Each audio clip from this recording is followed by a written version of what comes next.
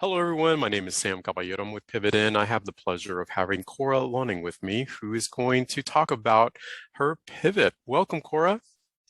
Thank you. I'm so excited for this conversation. I love what you're doing, and I'm just honored to get to talk about it. Awesome. I appreciate you being here, and thank you very much. And let's just simply get started. Tell me a little bit about you and what you do. Well, I am today an organizational development professional, and that involves the learning function, coaching function, all things learning is who I am. I do a lot of things just around the learning. Yeah. Awesome. Awesome. Anything in particular that you're focused on right now? So right now I am, oh my gosh, I have the contract with the Air Force Wounded Warriors, where I'm Awesome. coaching wounded warriors as they prepare their testimony. And that's really about facilitating a cultural change within the Air Force in self-care, that this culture of we need to know when to take a knee. And so I help these wounded warriors develop their testimony so they can go out and share with other airmen the importance of self-care and getting help when you need it. And they have amazing stories, combat, non-combat, visible and invisible wounds. Yeah. And they talk about the impact of going through a healing process and what it means to have some help and go through that, and the damages of not doing that. And then I'm also on a coaching platform that is a global platform. So I get to coach people from all over the world. And it's just so fascinating. It's been such a great learning for me. One in the morning, I'll have somebody from Canada, and then I'll talk to somebody in Brazil, and then somebody else in Sweden. And really getting to have conversations from all over the world and all these different perspectives has been, so it's just a joy, just a joy. That is awesome to hear. And I know a lot of times when veterans are at the airport or at the shopping mall in their uniform, people come up to them and say, thank you for your service, but I would like to say thank you for your service. I think that there's so many people behind or to the side of us helping us as we engage, whether it's the world of the military or as we transition out of it, to include all of the stuff that we endure and still echo in our lives. So thank you very much for that. Oh, well, and thank you for your service, being a military participant and all that you've done for the military. So mutual thanks right back at you. I appreciate it. Thank you.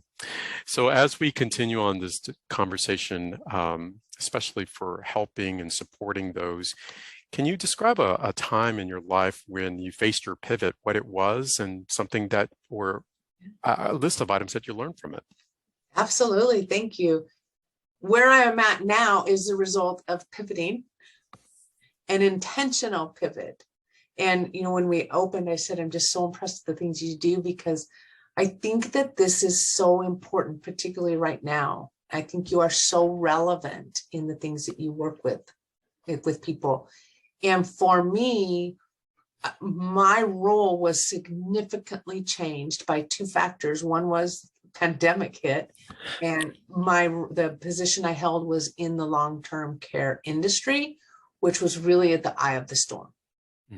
And so, of course, my role changed and I adapted and did all of that. But secondly, the company brought on a new C-suite leader. And so for a mid-sized company, that can be really different.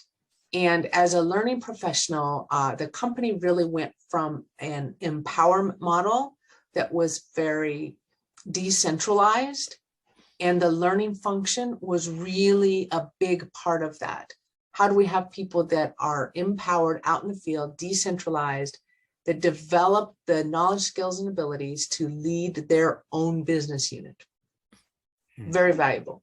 And then almost practically overnight, we became a centralized company that was more, we'll make all of the decisions here, we'll make the processes here, and then out in the field, they will execute on that.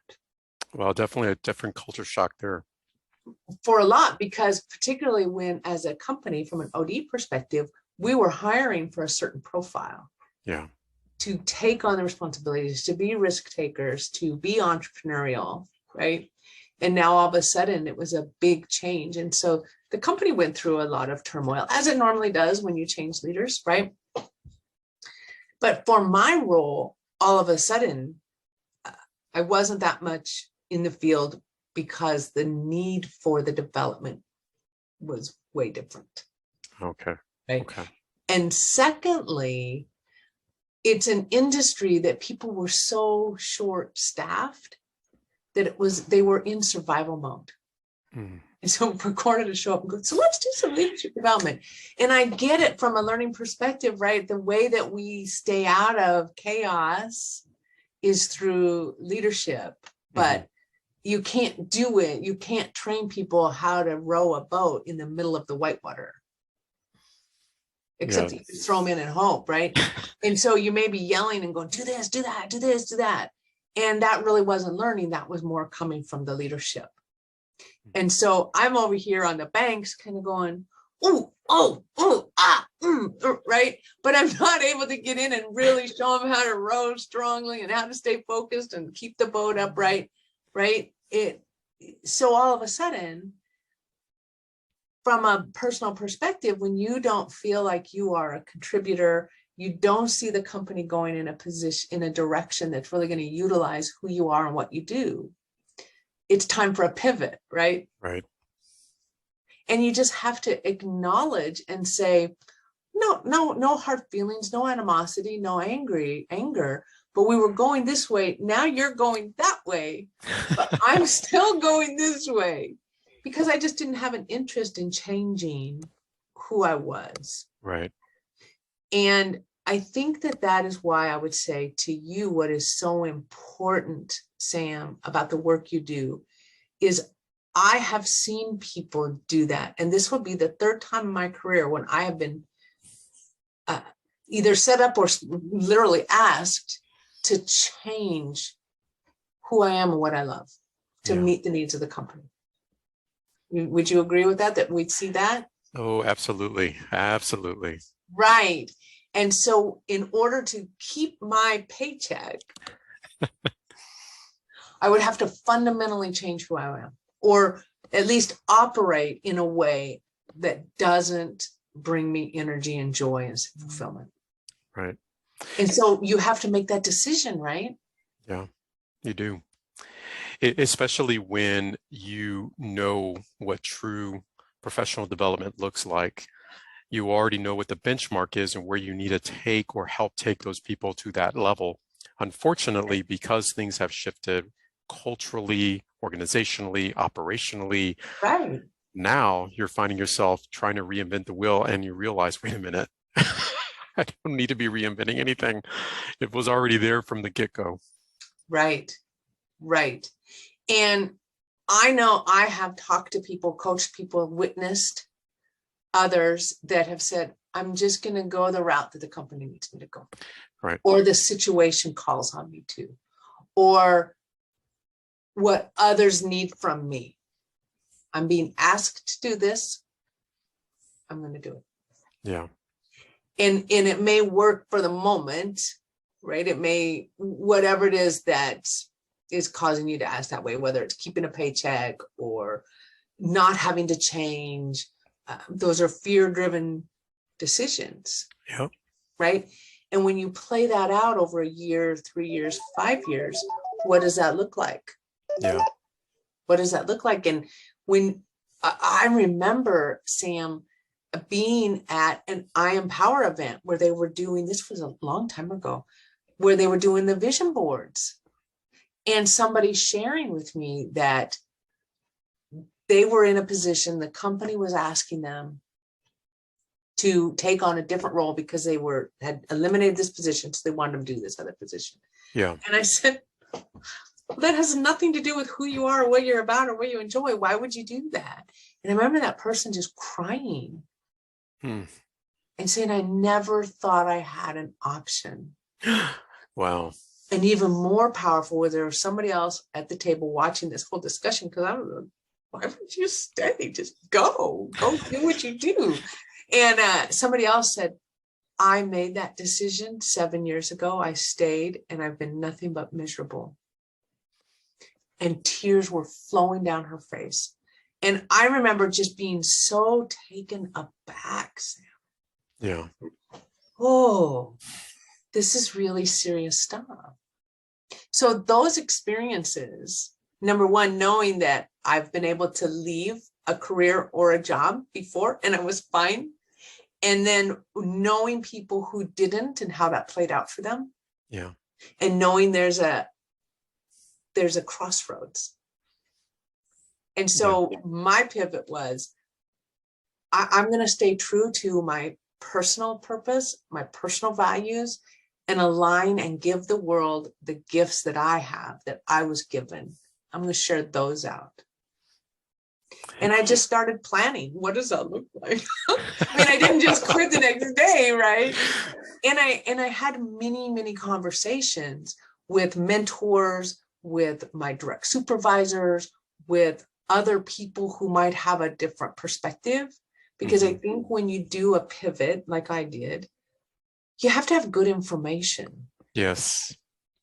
And sometimes we're driven, well, most of the time, we're driven by our emotions, right? Yes. And so I checked with a lot of people, like, what am I missing here? Because this is what I'm seeing. And if it was you, what would you do? And I remember laying out my plan to a mentor. It's like, this is what I'm going to do. And the question back was, do you really think you can continue to stay in a position where you don't feel valuable for that long? Wow. And the question kind of took me back. And I said, well, I'm struggling with the energy right now. And I'm struggling to have to really manage all of the emotions around it. I don't know. I don't know if I could actually do it. And so my mentor was just, I would move that timeline up. I mean, if you're going to do it, you're going to do it. Doesn't matter. What are you waiting for? And that was such an important question, right? I mapped it all out. Like, what are you waiting for?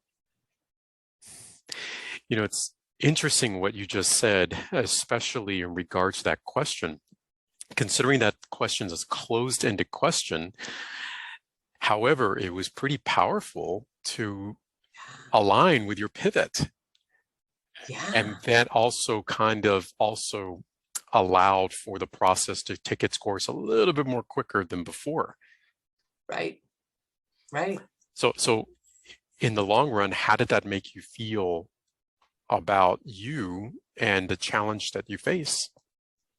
Well, it's really interesting because you realize, you're not where you should be. Right. And that you need to make a change. When you realize that emotionally you're sunk in this place you don't want to be, but it's when you don't have the energy and the positivity because you're just, you're being run down every day, then you don't have as much energy and enthusiasm and trust in yourself and confidence to make a leap and take a risk. So what I realized in that moment was, the longer I stay and give up myself, the harder it will be, because it's almost like it just weighs you. Right? Yeah. So having somebody else going, just jump, right? Get in that water. Oh, what are you doing? Yeah, but then again, so much easier to take risks and do something and trust in yourself when you feel good about yourself, right? But it's amazing how a situation can rob you of you. Yes, because ultimately it has robbed some of those, the essence that makes you who you are. What do you have left? Yeah. And that's not to say that, I wasn't somebody, I didn't have bad leadership or anything like that. I mean, my leader was, you are valuable. We love having you here. And I'm thinking, but I'm not doing anything. Yeah. Right. And so I think some people could look at a situation and say there's nothing wrong with it. But you have to acknowledge what you feel. When I was growing up, my father used to tell me, Cora, don't question your gut instinct and never suppress your emotions. Hmm. That doesn't mean Wow. don't control them, right? So I don't have random, you know, I don't throw myself on the floor and cry and yell and scream. But emotional literacy is saying, I acknowledge how I feel. Yeah. And I'm not going to suppress it. I'm going to examine it. And what does that mean? So as I'm getting ready to go to work every day, and it's like, oh, right? That's Right.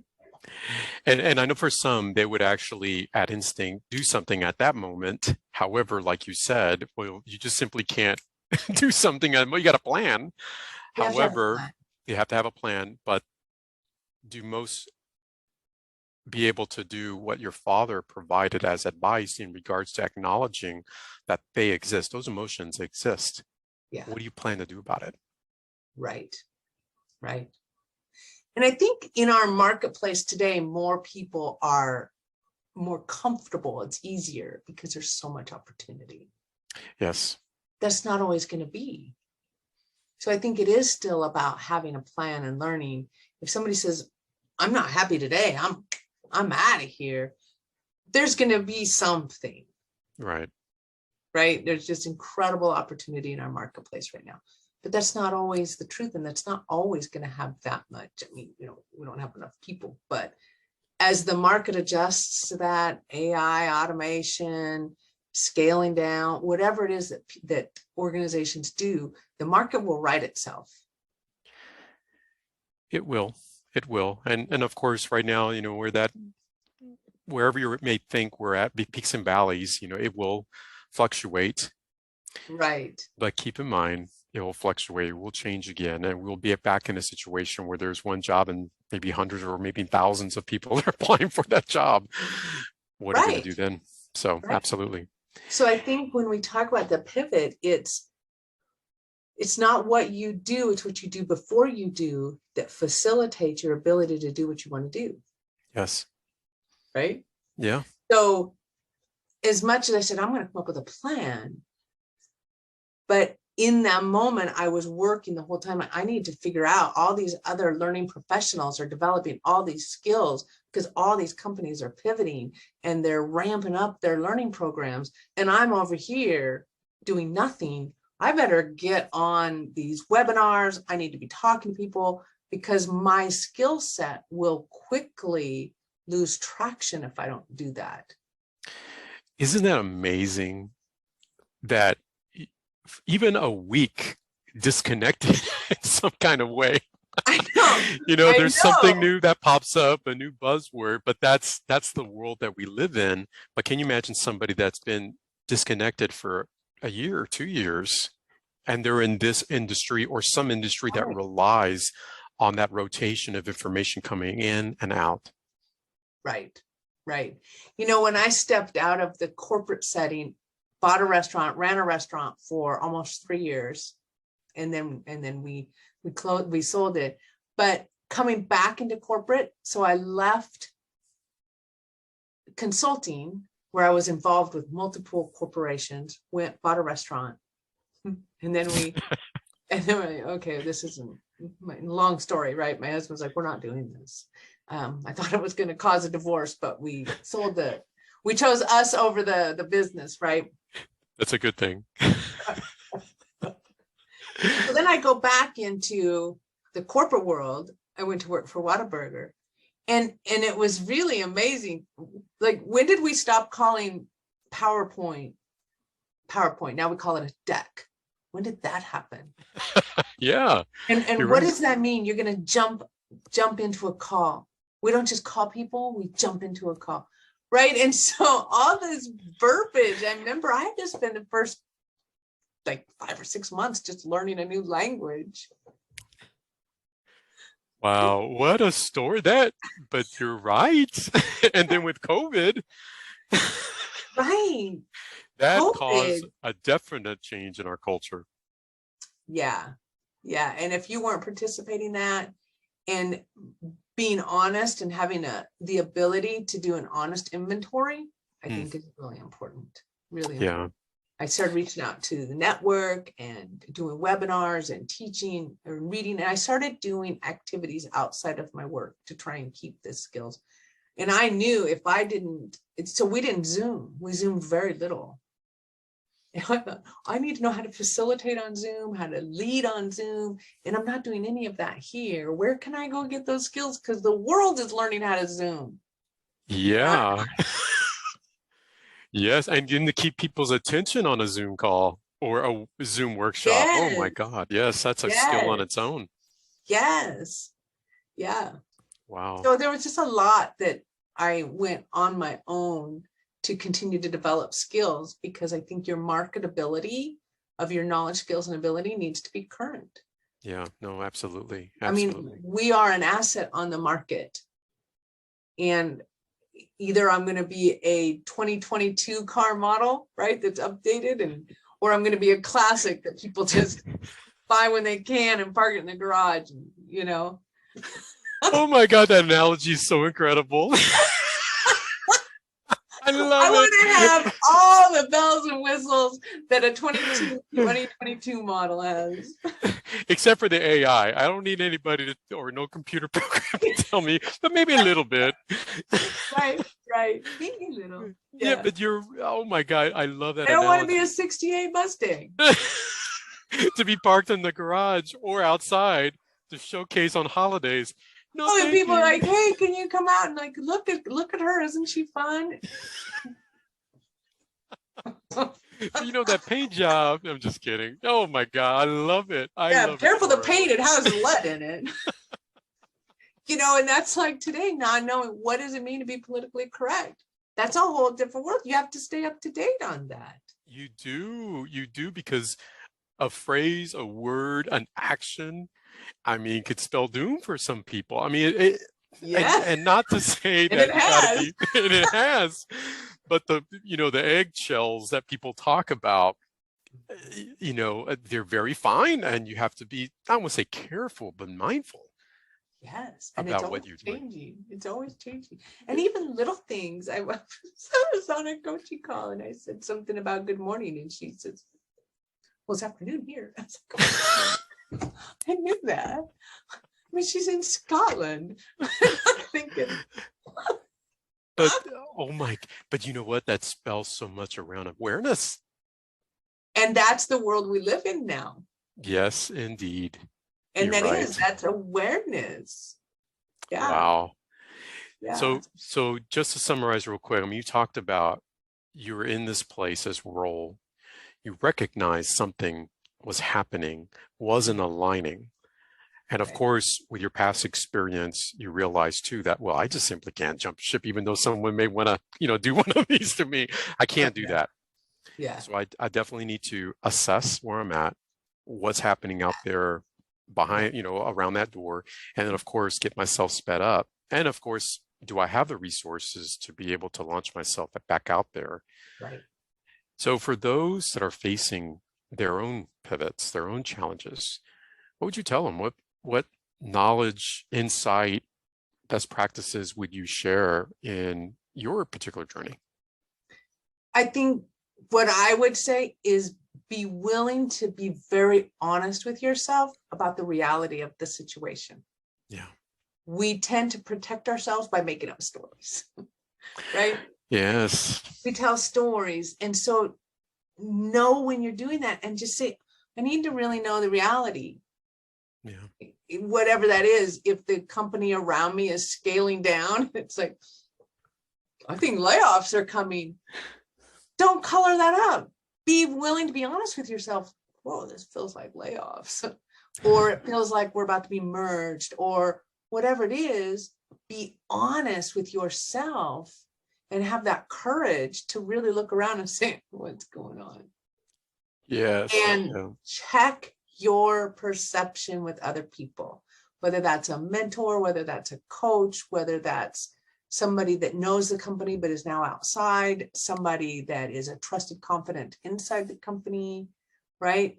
So check up, check down, check out, gather information from other people and say, what's the reality for me? So that whatever decisions I make, it's based on a real situation and what's really happening, and not my emotional response to it, because our emotions will lie to us sometimes if we're not careful, to protect us. Yeah, because it's fight, flight, or freeze. You know, when Yeah, that stimuli approaches, you know, and that amygdala is hit, then what will be your right, response? So right. absolutely. And realizing that the amygdala is not just in the moment, that amygdala is back there. It's, you know, it's sending signals, and it's causing us to behave and act and choose and show up in certain ways. Our emotions are driving those actions, choices, and behaviors. And so the more we can just really be grounded in the reality, the higher chance we have of managing those emotions and making better decisions and choices. Yeah, having both feet on the ground and you know, allowing those mentors and coaches to be able to engage, and you being open-minded to that. I think that's it. Like you said, you know, we do put those rose-colored glasses on and oh, it'll be okay. Everything's fine. Yeah. It's fine. I mean, just because we have only half the business that we had before, it's fine. It'll come back, right? Right, right. Or they Um, took half the coffee off the coffee station, right?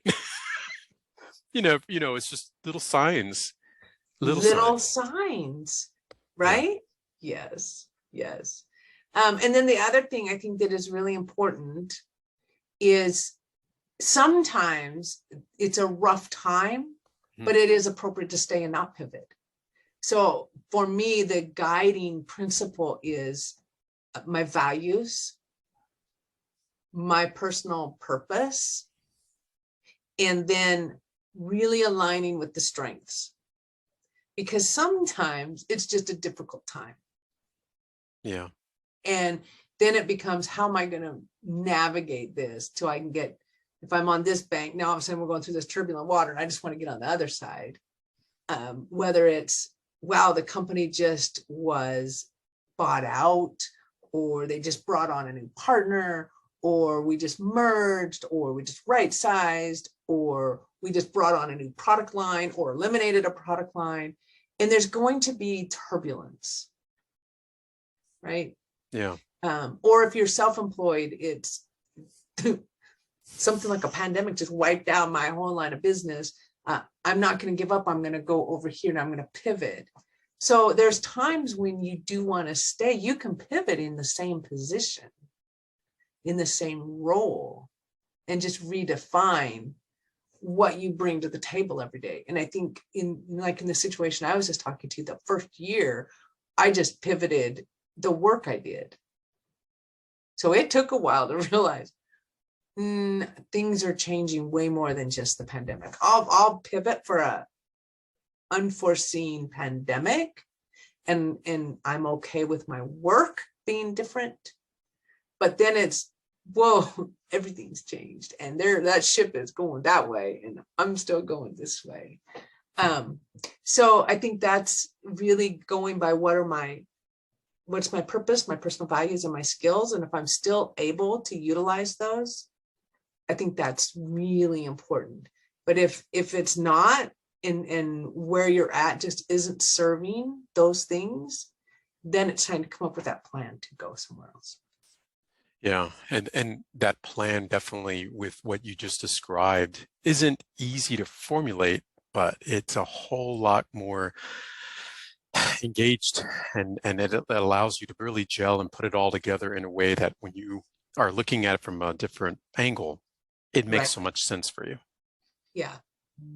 And I think for many people, when they can acknowledge things aren't going the way I want them to, Yeah. or I'm not where I want to be, or to come up with a plan is empowering, because then it's so much easier to accept the outside world and whatever chaos is going on out there when you have a plan for your world despite what's going on. Yeah. Yeah. It almost allows you to be empowered, gives you that energy that you need to push. Right, right. And so then as things out here continue to get chaotic and crazy or whatever they are, You're like, yeah, my ship's going this way.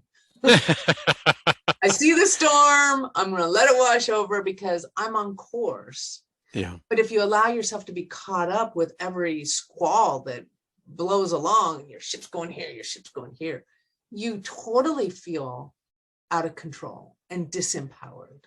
Yeah. Well, you've given me a lot to think about. Before we move on, I wanted to bring up your book because a lot of the things that we've talked about here really resonate also in what you've documented, for yourself, but also for others to be able to connect with. So if it's okay, can you summarize your book and also where people can find it? Because I think that that book itself is so empowering. I know for me, when I read it, it got me to think about me, my steps forward, and how I wanted to pivot. So please share. Thank you for that. Yeah. And it was interesting because I've worked on this book for so many years because I have had to have it pivot. And then finalizing that, allowing it to be my pandemic project, and I finished it. And then having to edit and go through it while I was going through it was amazing. Right. I know that I wanted to talk about what had happened before and what I've witnessed and coached, and I had this framework. And then as I'm finalizing the framework, I'm living it. So in essence, what is it, you ask? What is it, the summary of the book and what it's about? Is, as you well know, I talk a lot about, you are the CEO of Me Incorporated. I have to run my life.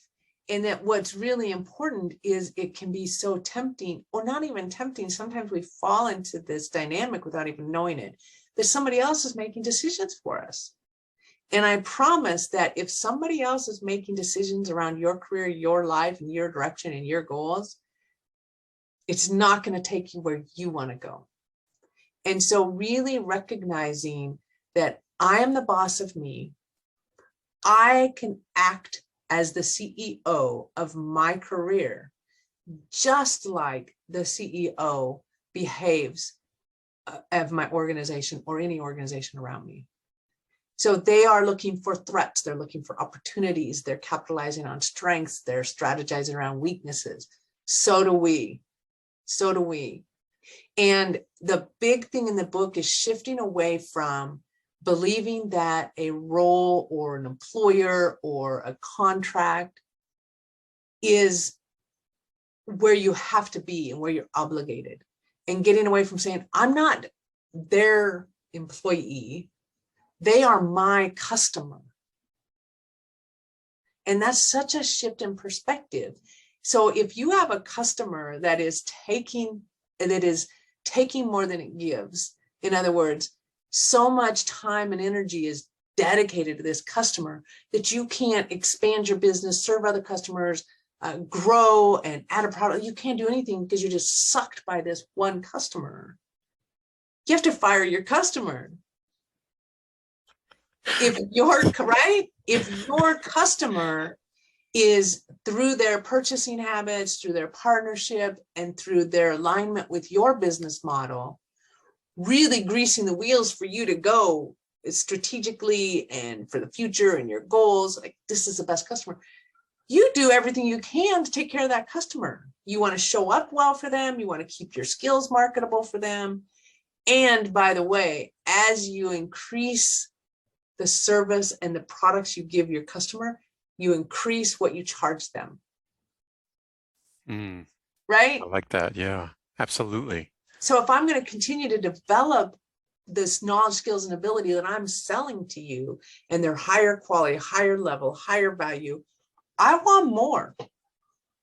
If I sell you 1 bushel versus 2 bushels of broccoli, I want more. Yeah. Right? If it's grade A apples instead of grade C, I want more.